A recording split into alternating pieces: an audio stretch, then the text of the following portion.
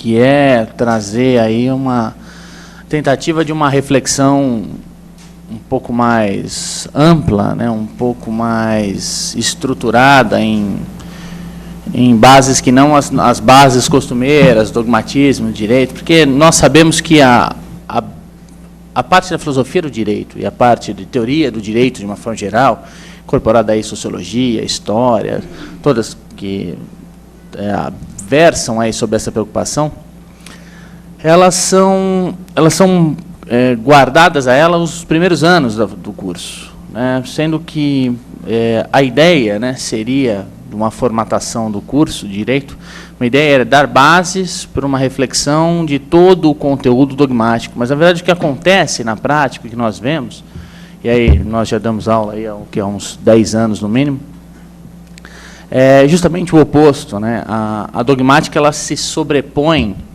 ao conteúdo reflexivo e ela acaba por instrumentalizar a parte da filosofia do direito. Então, acaba se lendo a teoria do direito como se ela fosse dogmática. Isso é um prejuízo enorme, né, tanto para o curso de direito, quanto para a formação e com a qualidade do jurista brasileiro, né? Bom, então essa iniciativa de trazer aí para a Ordem dos Advogados do Brasil uma reflexão filosófica, ela é uma iniciativa muito boa, que deve ser aí celebrada, por isso deve se permanecer, né? Então nós vamos tentar aí trazer um pouquinho aí da reflexão, um pouquinho de reflexão sobre os temas aí propostos aí pela casa, e no nosso caso aí nos guardou a questão da norma e da violência, o direito aí, e a relação do direito enquanto norma e violência. Vamos lá.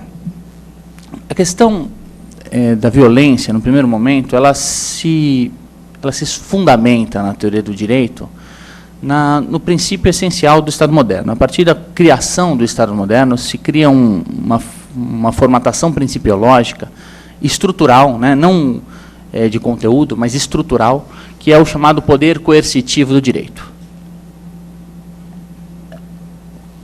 Quando eu digo estrutural e não material, o que eu quero dizer, né? Se nós pararmos para pensar a estrutura do direito, a estrutura do Estado e do direito como coisas complementares, o Estado e o direito como coisas complementares, mas não como a mesma coisa, eu vou perceber que cada uma dessas partes, tanto o direito quanto o Estado, eles vão demandar uma formatação distinta. Em que sentido? Se nós pararmos para pensar na grande aquisição dos direitos materiais que nós tivemos aí a partir do século XVIII, em essencial, que são todos os celebrados aí pela Declaração Universal dos Direitos do Homem, depois a Declaração Universal dos Direitos Humanos, e que nós temos lá compreendidos na nossa Constituição Federal. São aqueles valores materiais. Aqueles direitos materiais que nós temos, eles são uma espécie de arcabouço principiológico que, embora tenham a sua importância muito aclarada e manifestada, elas necessitam de um aparato estrutural que vá fazer com que aquilo funcione. Colocar, isso não só eu, o professor Tércio, muita gente já fala que colocar o direito à vida como um princípio da dignidade, como um princípio maior aí de qualquer Estado democrático de direito, não o torna, por si só, um princípio, ou algo que é automaticamente respeitado. Ele vai precisar de um aparato institucional por trás disso. Bom, e esse aparato institucional é o Estado. Todo esse aparato institucional que o Estado tem, e aí nós podemos fazer valer exemplos como o Exército, a Polícia, ou até mesmo o Poder Judiciário, eles têm por si duas coisas. Primeiro, um poder de mando, e um poder, mais do que um poder de mando, um poder autorizado de mando. Aquilo lá que o Weber chamaria para nós de monopólio legítimo da produção normativa e o monopólio legítimo da força. Mais do que ter um Estado, mais do que ter o poder, a força nas próprias mãos, eles têm a autorização de uso dessa força. Então, colocar, então, os elementos dos princípios de direito materiais isoladamente dentro da perspectiva do direito e ignorar essa segunda faceta, que é uma faceta mais estrutural, mais formal do direito. Formal não, vamos substituir a palavra formal pela palavra procedimental. Né? Utilizar-se essa ideia, né? Trazer-se essa ideia do direito material e ignorar essa ideia do poder coercitivo enquanto direito, é algo que anula o direito material automaticamente.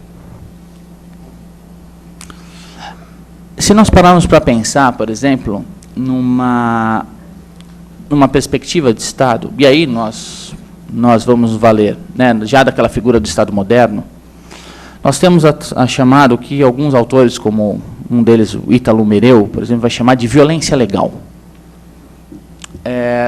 Que é o poder, a autoridade de se utilizar a força, ou se utilizar o uso da força, ou se ter o uso da força para garantir coisas que tenham algum interesse estatal, que o Estado tenha algum interesse. Então, a primeira preocupação que nós temos ao falar dessa perspectiva do Estado, ou falar da perspectiva da violência, antes de trazer aí dados dogmáticos, estatísticos sobre a escalada da violência no Estado de São Paulo, ou falar sobre a preocupação do direito à vida, ou a questão de direito sobre lesão corporal, antes disso, a principal preocupação que nós temos nesse primeiro momento é tentar nos preocupar no Estado enquanto estrutura pautada e calcada no poder de violência, no poder do uso da violência.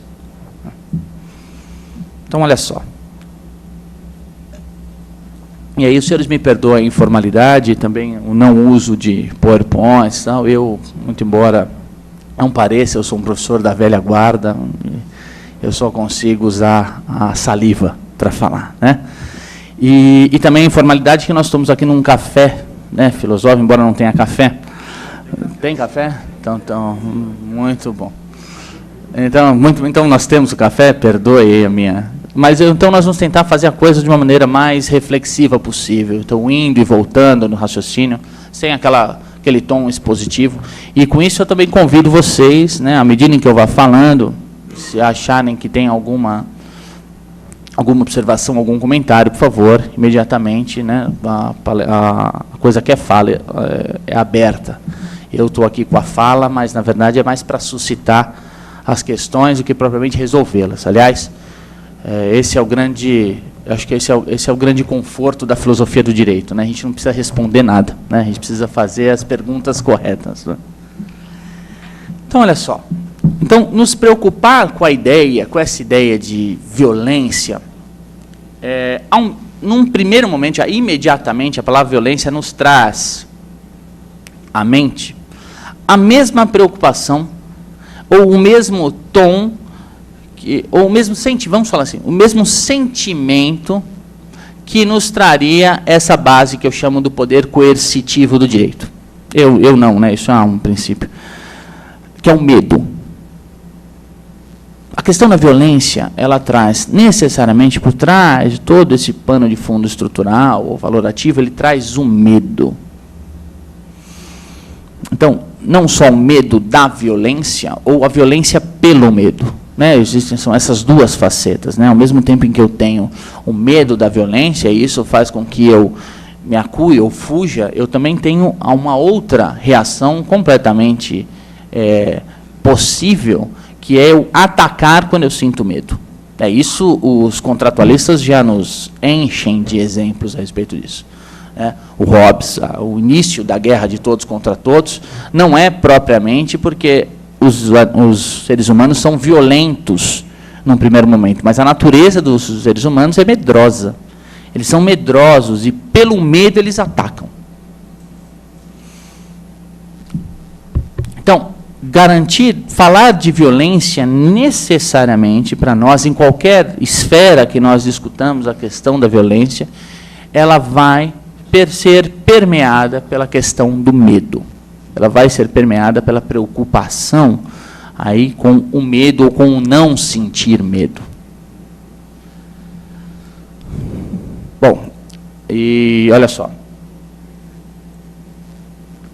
Se nós pegarmos a palavra, né, a raiz etimológica da palavra violência, né, o jurista adora fazer isso.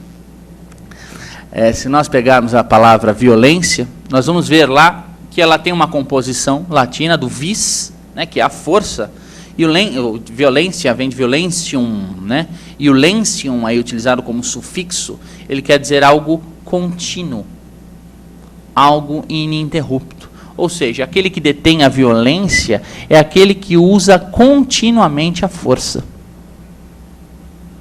Então, a violência não é um ato encerrado, não existe um ato de violência, em que ele tem começo, meio e fim. A violência, o termo violência por si só, ele é acarretado, ele é carregado de uma continuidade. Ele é carregado de algo que se perpetua por alguma razão. Tanto isso é pauta, né, senhores, a questão da violência, ela é pauta da filosofia de uma forma geral, a gente chama de filosofia do direito, mas a filosofia do direito é filosofia, né? Mas ela é pauta da filosofia desde a Idade Média. Aliás, desde a Antiguidade, mas na Idade Média ela toma um reforço, se reforça essa crença de que pela violência eu cesso ou eu consigo cessar a própria violência. E tanto essa é a nossa crença até hoje, que o senso comum, não nós, né, naturalmente, mas o senso comum, ao ver um ato violento, ao assistir um ato violento socialmente, a primeira resposta desse ato considerado agressivo é tentar responder com uma agressividade igual ou maior, né? Quanto maior, melhor. Nós temos aí milhões de exemplos acontecendo no Brasil, o debate sobre a maioridade penal, enfim, todos esses debates acerca do aumento da pena, enfim, todas aquelas coisas que trabalham sob essa perspectiva do medo. Eu devo reagir violentamente por um ato violento. Então, essa mentalidade é uma mentalidade típica da tradição romano-germânica, né? Isso tem uma força romana muito forte. O Justiniano já formatava as questões de Estado lá nas constituições imperiais a partir da força, ou seja, o César era aquele que detinha o poder de resolver as coisas pela força. Então, trazer a questão da violência, ou utilizar-se da violência como resposta à própria violência, corrobora esse conceito etimológico da violência, que traz ela com uma continuidade da força. E não se enganem, né, senhores? Olha só. Violência e força é exatamente a mesma coisa. Não existe aquilo chamado de força moderada. Né? Não existe aquilo chamado, não, olha, nós vamos responder proporcionalmente ao ato, que nós estamos respeitando ali alguns princípios, alguns direitos e tudo mais. Se nós mantivermos a estrutura do Estado sob a perspectiva da violência, ou perspectiva da força, não há como regular o quanto se usa da força. Em nenhum Estado. Isso não é um problema do Estado brasileiro, que é um Estado atrasado, que é um Estado ainda em desenvolvimento teórico. Não. Nós temos milhões de exemplos em que, vez ou outra, o uso da força, ele, por alguma maneira, de alguma razão, ele escapa de um controle, de um tido controle institucional. E nós tivemos um exemplo aí do rapaz brasileiro morto na Austrália com um taser. O uso do taser, em detrimento das pistolas, o princípio por trás dele era precisamente diminuir o poder de violência para que não se mate ninguém. Mas, ainda assim, vez ou outra, isso sai da linha de controle. Então, notem. Então, formatado essa ideia, a nossa compreensão de república, ou a nossa compreensão, melhor ainda, né, vamos usar um termo do Jean Baudin, a nossa compreensão de Estado de Direito, onde aí, a princípio, o que nos demandaria seria o império da lei, o que seria a tônica, seria o império da lei, ou seja, o que a lei diz, nós executamos de uma maneira clara e objetiva, é, na verdade, uma estrutura que se vale essencialmente da violência. Então, o Estado de Direito, e muito embora seja um Estado com um aparato que brade aí aos quatro cantos a questão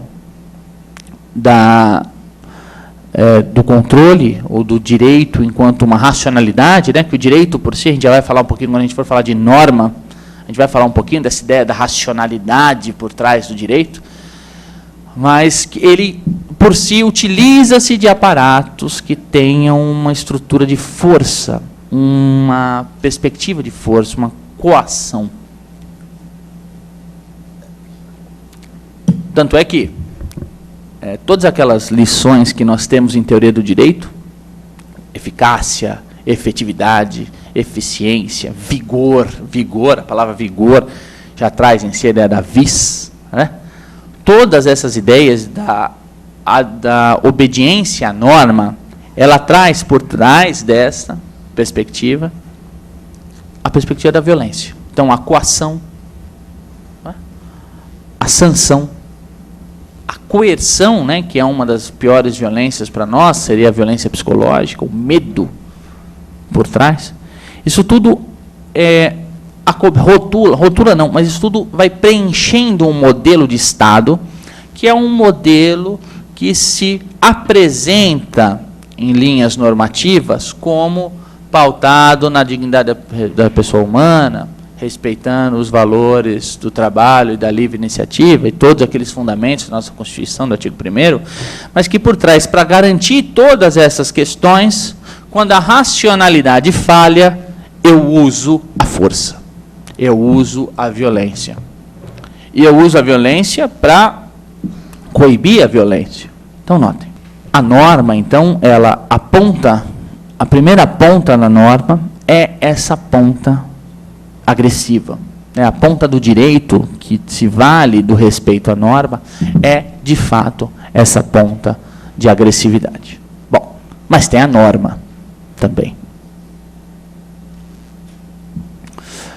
Acredita-se que isso se dá, essa violência, ela só é utilizada, isso a gente aprende, né? Todo mundo aqui está pronto para me responder, para me contestar, falando, não, mas o uso da violência no direito é apenas e tão somente no último caso. A força é a última ratio, alguém vai dizer aí para mim.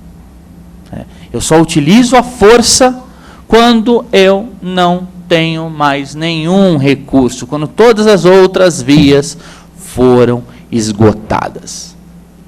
E olha que nós estamos falando ainda de violência real, né? Nós ainda nem falamos e nem vamos falar de violência simbólica. Quando eu uso a ideia da força como última ratio, eu retiro uma parcela significativa da minha natureza humana.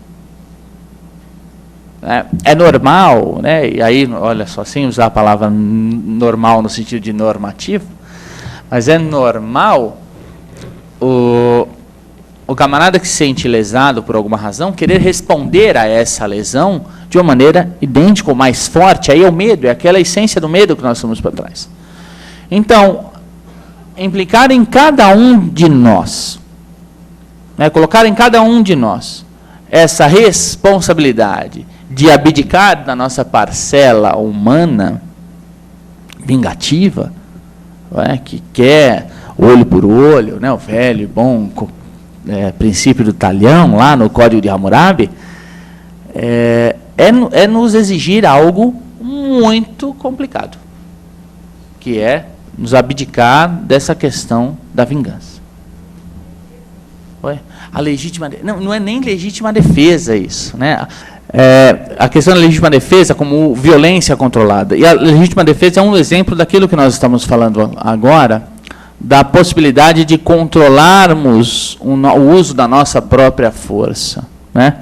Você tem uma arma, o sujeito está apontando uma arma para um familiar seu, você tem a arma, mas você tem que atirar só num local em que você cesse a agressão. além de você ter uma mira fabulosa, né, de estar no braço, você não pode atirar na cabeça, rapaz, de maneira nenhuma. Pedir isso para um ser humano é algo muito complicado. Né? Isso por quê? Justamente por essa parcela considerável da natureza humana, que é uma parcela emocional, emotiva, passional. Bom, como é que se tentou resolver isso? A filosofia do direito, que não era filosofia do direito ainda, era chamada filosofia política, a filosofia política ela tentou resolver esse tipo de coisa. Né? Os contratualistas, né, isso já no início aí do iluminismo, do Renascimento em diante, eu tenho aquela ideia, bastante difundida por uma ideologia cristã, de que é possível, pela razão, eu controlar essas minhas emoções. Isso foi muito difundido na Idade Média, toda a escolástica, a patrística, toda trabalha a partir dessa perspectiva, e depois isso é transportado, quando eu tenho uma exacerbação da racionalidade, lá no iluminismo, isso é transportado para a filosofia política. Então, e a filosofia política tentou responder, ou tentou resolver esse problema, que é precisamente como eu, utilizando da minha própria racionalidade, eu consigo controlar as minhas pulsões, aí, digamos assim, as minhas paixões. Todas elas, inclusive essa que gera o medo, e que, por gerar o medo, gera a violência, né, como diria aí o Hobbes. E a resposta para essa figura foi precisamente a criação de um sujeito que não sente. E esse sujeito que não sente, o Hobbes chama de Leviatã, mas esse sujeito que não sente é o Estado. A criação do Estado, olha só, que curioso. Olha como a coisa se configura. Ela se configura de uma maneira muito paradoxal. A proposta da criação do Estado, com os teóricos, era precisamente criar um ambiente, criar um ente que teria um poder racional suficiente para deliberar, mediante a norma, a convivência harmoniosa entre nós. E ele exigia de cada um de nós, não o medo, mas a obediência. Ou seja, ele queria o resultado do medo apenas. Não o medo por si, mas só o resultado, que seria a obediência. Então, em contraposição, nós viveríamos em paz, e ao viver em paz, necessariamente, trabalharíamos a perspectiva da renúncia dessas nossas paixões. Então, olha só que curioso. Um Estado composto racionalmente exige a nós a renúncia das nossas paixões, só que a regulação feita por nós vai ter, numa ponta, a norma, a regulação normativa, que a gente já vai falar, e, do outro lado, o poder do uso da violência, que vai ser utilizado como força, eu vis. O uso da força nós renunciamos ao nosso direito de sobrevivência pelo uso da força, que era aquilo lá que o Hobbes diz, né? O Hobbes reconhece essa questão intrínseca, né, do âmago do ser humano, que é a questão da violência, como uma capacidade de sobrevivência. Só que, quando da criação do Estado, eu renuncio esse meu direito de sobrevivência e o coloco aí todinho nas mãos desse Estado. Esse Estado, por sua vez, não será um Estado vingativo, diferente do que nós temos no antigo regime, por exemplo. Nós vamos ter um Estado racional. Um Estado que vai pensar instrumentalmente, só que não a partir da sua própria racionalidade. Aliás, não a partir da racionalidade e da emoção dos seus súditos, mas sim da sua própria racionalidade, que enxerga o todo e não um indivíduo. Criava-se aí, então, senhores, a noção moderna de sociedade política. E a sociedade política, então, nós tivemos digamos, um mascaramento jusnatural, em que nós não mais obedecemos o Estado pelo medo do uso da força, mas nós obedecíamos o Estado porque nós tínhamos a consciência de que era o melhor para nós. Uma consciência quase intuitiva.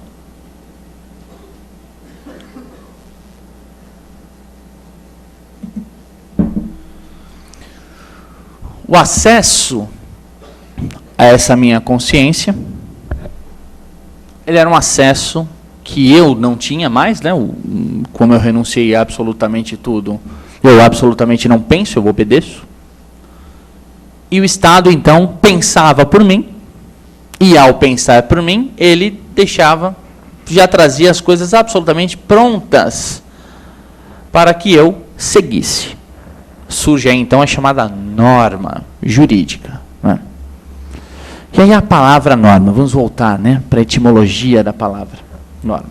Norma, vocês já sabem, né, a ideia do nomos, ou da ideia do normos, né, que seria aqueles esquadrinhos onde eu fixava para estabelecer medidas e parâmetros para a construção de coisas, especialmente coisas de madeira. Então, eu usava muito a norma, que seria uma espécie de régua, usava muito na construção de artefatos, mas, ao mesmo tempo que eu tenho essa perspectiva, eu tenho a perspectiva do nomos, que seria lá do gnomona, do grego, que entre um dos milhões de significados possíveis é aquela distinção do certo e do errado. O ato normativo era um ato de distinção entre o certo e o errado. No fim das contas, a noção jurídica de norma, ela traz os dois. Ela traz um como causa, o outro como consequência. Né? A causa, o motivo pelo qual nós obedecemos a norma, porque é na norma que vai estar o certo e o errado, né? Pretensamente. E como consequência, nós estaremos aí agindo normalmente, agindo como todas as outras pessoas agiriam também. Então, notem que por trás desse aspecto normativo, eu tenho uma valoração como causa e uma regulação como consequência. A valoração como causa é precisamente essa ideia de que eu não sei o que é bom e o que é mal para mim, porque se eu soubesse, eu não precisaria de ninguém dizendo o que é certo e o que é errado, eu mesmo faria isso. E o Estado, então, faz isso em nome de todos. Então, o Estado, ao dizer que é proibido fumar dentro de estabelecimentos públicos, ele tem as razões deles. Que, se nós fôssemos seres essencialmente racionais, desprovidos das nossas paixões, nós também teríamos chegaríamos na mesma conclusão. Tá? Daí a formatação da tal da razão instrumental, da razão universal. Então, notem, discernir o certo e o errado pela norma não seria tarefa para nós, súditos. Né? Seria tarefa para o Estado. Qual seria a nossa função? A nossa função seria obedecer uma norma já posta. Simplesmente simplesmente agir conforme a norma diz que nós devemos agir. E está ótimo. Que coisa melhor que isso? Para quem há momentos antes, né, de acordo com o contrato social, lá, os contratualistas, momentos antes, vivíamos num estado de natureza, onde aquela coisa toda, ninguém é de ninguém, enfim. E aí agora nós temos uma regulação e a nossa função, a nossa vida ficou muito mais fácil, porque a nossa vida agora é simplesmente seguir normas.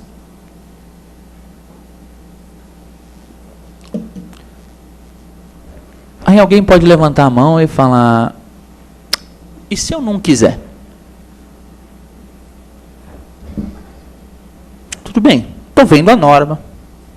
Estou vendo todo esse fruto dessa racionalidade fabulosa, e vocês vão ver isso, se já não viram, né? Vocês verão isso no Kant, os senhores verão isso no Rousseau, os senhores verão isso no Pufendorf, né? Todos esses caras falando uma norma, como a norma ela é maravilhosa. ela tem esse poder sintético de resgatar, de ter só o que é bom nela. Alguém pode chegar para mim e falar, e se eu não quiser? E se eu não ver a norma, se eu não achar que a norma é isso tudo? Bom, aí alguém diz para mim assim, nós temos instituições jurídicas que, e aí se você parasse para pensar numa formatação que fosse dentro da lógica dessa racionalidade, se uma pessoa não consegue agir de acordo com a norma, dentro da perspectiva racional e tudo mais, e a razão se expressa em verbos, né, ela se expressa pela palavra, essa pessoa deveria ser convencida. E convencimento aqui, senhores, não é o convencimento no estilo do Capitão Nascimento. Não é? O convencimento aqui, senhores, é no sentido de, escuta, por que você não obedece à norma? Por que isso e aquilo, e você tentasse, então, tivesse instituições preparadas para convencer aqueles que não obedecem à norma de que a norma é a melhor forma, a melhor norma, a melhor regra a ser estabelecida. Aí alguém vai falar, Jonathan, pelo amor de Deus, né? Olha o que você está falando. Olha a impossibilidade disso ser exercido. Se eu fosse fazer isso com cada uma das pessoas em que tivessem aí algum tipo de problema com a autoridade ou problema com a norma, eu não teria gente para todo mundo, eu não teria uma estrutura institucional para todo mundo, certo? Bom, isso eu concordo plenamente. Mas então qual é a saída? A saída então é nós, se a pessoa de bom grado não obedece à norma, isso excluindo completamente dessa análise as questões de ordem social. Que nós sabemos, né, nós não sabemos qual é o grau de interferência na racionalidade do indivíduo, mas sabemos que questões sociais como pobreza, dificuldade, falta de acesso a uma série de coisas, isso implica, de alguma forma, isso implica na sociabilidade do indivíduo ou não. Nós podemos não saber qual é o grau disso. Mas nós não podemos dizer que o sujeito passa ali por cima, sobrevoa essas questões sociais sem ser afetada por elas. Mas nós não estamos falando de um indivíduo social. Nós estamos falando aqui, estamos excluindo essa análise, essa perspectiva, estamos falando de uma lógica eminentemente racionalizante. Por uma lógica racional, aquele que não tem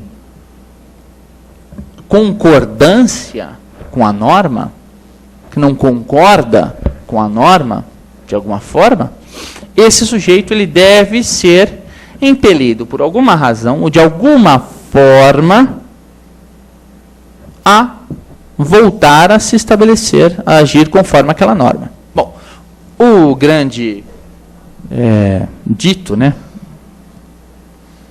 o grande autor emblemático dessa questão da ressociabilização, e aí falando numa esfera penal, que o meu amigo aqui, João, domina, mas de uma maneira bastante parca, naturalmente, que eu não tenho esse domínio, mas a questão toda é até da ressocialização. É como eu ressociabilizo. E ressociabilização não é nenhum termo sociológico. Né? Utilizado aqui na esfera do direito, ressociabilizar significa fazer com que o direito obedeça às normas. Aliás, fazer com que o indivíduo obedeça às normas. Isso é o que é, para nós juristas, uma ressociabilização.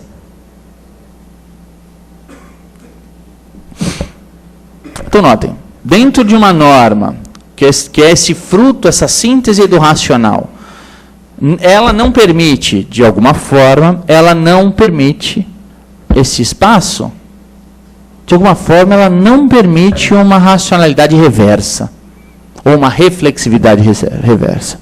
Por quê? Se o sujeito sai desse esquadro racionalizante de obediência, eu uso o quê? Eu uso a arte do convencimento? Nossos magistrados, nossos promotores, nossos delegados e nós policiais, eles têm uma formação profissional orientada para o convencimento. Sim ou não?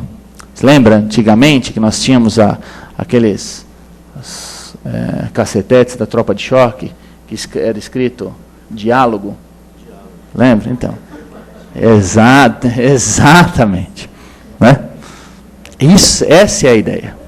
Então, olha só, olha o paradoxo em que nós vivemos hoje. Nós vivemos numa estrutura jurídica que celebra a questão da racionalidade, que celebra as normas materiais como questões de direitos humanos, o valor à vida, a dignidade humana e tal. Mas se uma coisinha sai daquilo que nós achamos correto, a nossa reação é uma reação imediatamente violenta, no melhor estilo da Atena.